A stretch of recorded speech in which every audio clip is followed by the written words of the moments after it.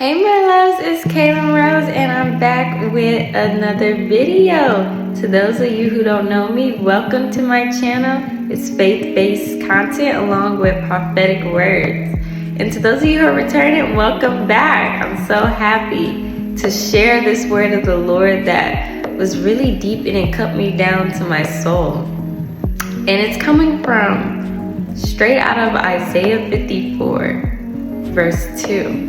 But first, I just want to speak the word, the prophetic word of the year that the Lord uttered to me, that it's the year of the Lord's supernatural abundance. It's the year of your account restored. Plus, He has a covenant of peace with this year. And so that's exactly what the title in the NKJV version of Isaiah 54 was God's perpetual covenant of peace. And with the covenant, it means a marriage, an agreement. And perpetual means that it cannot be interrupted. This is the everlasting peace that God's going to have with us. No longer will you feel like He's displeased with you. No longer is He angry with you. No longer is His wrath towards you. No longer are you condemned in His eyesight? No longer should you feel like you're a burden to the Lord, like you're not good enough, like you're not clean, like you're not the Lord of the universe's child. You will feel loved. And so let's go straight into Isaiah 54. It says, "Enlarge the place of your tent. Stretch your tent curtains wide. Do not hold back. Lengthen your cords. Strengthen your stakes. For you will spread out to the right and to the left." So what does this mean? Well, the Lord says first, enlarge the place of your tent. So to enlarge the place of your tent means that you're growing in this season. You're about to be enlarged and grown in the place you're at. He's conditioning your mind and your soul and your mental and physical and emotional well-being for the capacity of what He's about to load onto your plate. See, tent means what you're going through right now, it's temporary. This is just a passing time. You'll be like, I was broke then, but now I'm hot. I was this then. I was heartbroken then, but now I love myself. So this period of time is just a passing through. It's a temporary situation. And so next, the Lord says, stretch your tent curtains wide. God is like, stretch out your hands, because many of us, including me, you withdraw at uncertainty and pressure. You recoil and you're hanging on by a thread. You literally, at anything that feels like extreme discomfort and distress from triggers and trauma wounds, you literally withdraw back and withhold from what the Lord has placed down inside of you to release out. You begin to hide yourself. You begin to literally ignore people and avoid people, believing that nobody wants what you have to offer. Nobody cares what you have to say. But the Lord is like, 2024 is the year you're going to release everything down that He's placed down inside of you. 2024 is the year that you will no longer take a step back. You will no longer observe others win. You will no longer hide yourself, hide your talents. You will no longer shake and tremble to post and grow your business or start a business or launch your first public podcast or launch your first video YouTube channel.